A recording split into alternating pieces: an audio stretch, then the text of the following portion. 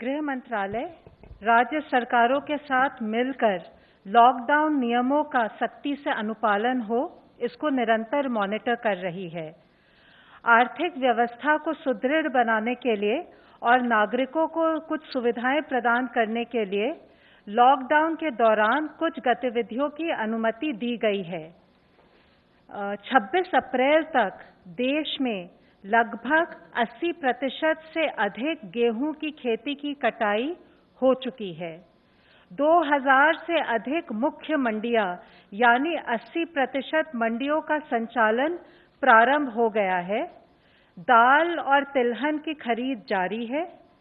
किसान रथ ऐप ने कृषक और व्यापारियों के बीच लॉकडाउन के दौरान खरीद एवं बिक्री को सरल कर दिया है। 80,000 से अधिक कृषक और 70,000 से अधिक व्यापारी किसान रथ ऐप पर पंजीकृत हैं। मनरेगा के तहत भी कार्यों ने गति पाई है।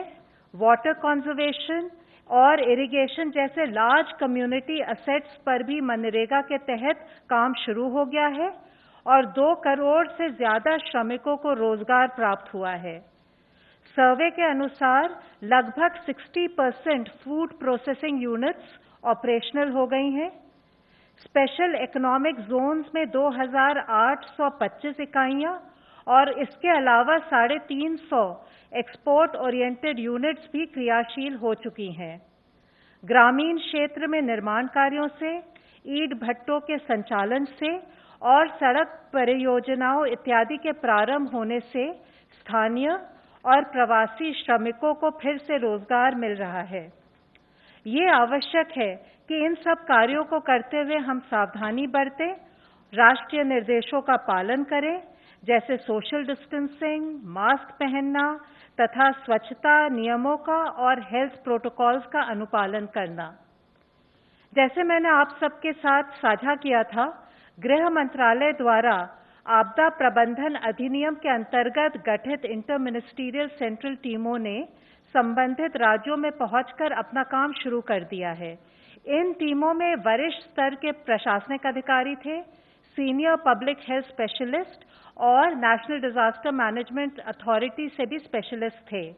उनकी एक्सपर्टीज हम राज्यों के साथ शेयर करना चाह रहे थे, जिससे कि केंद्र और राज्य सरकार मिलकर कोविड-19 के नियंत्रण में सफलता पा सके।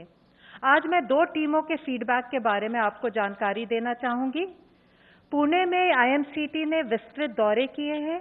उन्होंने पिंपरी, चिंचवाड़, खरलवाड़ी और बारामती कंटेनमेंट जोन्स के साथ साथ प्रवासी मजदूरों के शेल्टर कैंप्स, सब्जी बाजार, पीडीएस की दुकानें, जिला परिषद का कंट्रोल रूम, नगर निगम का वॉर रूम, अस्पतालों इत्यादि का दौरा किया है। आईएमसीटी ने पाया कि पुणे में कोविड-19 का डबलिंग रेट 7 दिन है, जो बाकी देश की तुलना में थोड़ा सा ज्यादा है, और जहां देश में 23 सैंपल पर कोविड पॉजिटिव केस का एवरेज है, वहां पुणे में 9 सैंपल पर कोविड पॉजिटिव केस है। आईएमसीटी ने सुझाव दिया है कि हाई रिस्क व्यक्तियों की पहचान तेजी से की जानी चाहिए, टेस्टिंग बढ़ानी चाहिए, सर्वेलेंस बढ़ानी चाहिए, कॉन्टैक्ट ट्रेसिंग में भी तेजी लानी चाहिए, और जिससे कि हम ये कार्य पूरा कर सके। स्लम्स में, बाजारों में और अन्य स्थानों पर जहां सोशल डिस्टेंसिंग का पालन ठीक से नहीं हो पा रहा है, वहां प्रोटोकॉल का सख्ती से पालन कराना जरूरी है। स्लम्स में होम क्वारंटाइन के स्थान पर इंस्टीट्यूशनल क्वारंटाइन को बढ़ावा देना जरूरी है।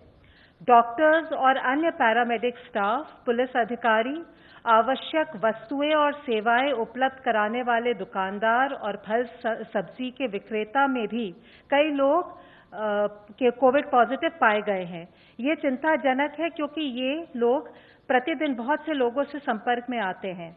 आईएमसीटी ने सुझाव दिया है कि इन वर्गों में प्रोटोकॉल्स का अनुपालन सुनिश्चित किया जाए, ताकि वे अनजाने में ही कोविड संक्रमण के कैरियर या सोर्स ना बने और स्वयं की भी सुरक्षा कर पाए। आईएमसीटी ने महाराष्ट्र के माननीय मुख्यमंत्री जी, राज्य के गृह मंत्री जी एवं वरिष्ठ अधिकारियों के साथ भी वीसी पर विचार विमर्श किया। अब मैं आपको जयपुर की आईएमसीटी के बारे में बताऊंगी। जयपुर की आईएमसीटी ने पिछले कुछ दिनों में डिस्ट्रिक्ट के hospitals, quarantine centres, containment zones और मजदूरों के लिए स्थापित रिलीफ कैंप्स का भी दौरा किया। उन्होंने मुख्य सचिव एवं वरिष्ठ अधिकारियों के साथ बैठक की और अपने अनुभव के आधार पर सुझाव दिया कि वॉल्ड सिटी में शाम को लॉकडाउन के नियमों का उल्लंघन न हो, इसके लिए सख्त कदम उठाने की आवश्यकता है। उन्होंने कहा कि इस पर ध्यान दिया जाए कि राशन और आवश्यक वस्तुओं की सप्लाई और भी व्यवस्थित हो। क्वारंटाइन कैंप्स को आवासीय क्षेत्रों से दूर ले जाने की आवश्यकता है। उन्होंने टेस्ट के रिजल्ट्स की गति बढ़ाने पर बल दिया। उन्होंने ये भी सुझाव दिया कि गैर कोविड अस्पतालों की भी पहचान की जाए ताकि लोगों को अन्य चिकित्सा सेवाओं की सुविधा मिल सके। आईएमसीटीज ने दोनों डिस्ट्रिक्ट्स में पाया कि स्थानीय प्रशासन लगन और निष्ठापूर्वक कार्य कर रहे हैं और इन सुझावों से स्थिति को बेहतर बना सकेंगे। कोविड-19 की चेन को हम तभी तोड़ पाएंगे अगर लॉकडाउन के नियमों का अच्छी तरह से पालन हो। इसके लिए ये बहुत आवश्यक है कि हम सब नियमों का पालन करें और सभी राज्य सरकारें लॉकडाउन के वायलेशन पर कड़ी कार्रवाई करें। धन्यवाद।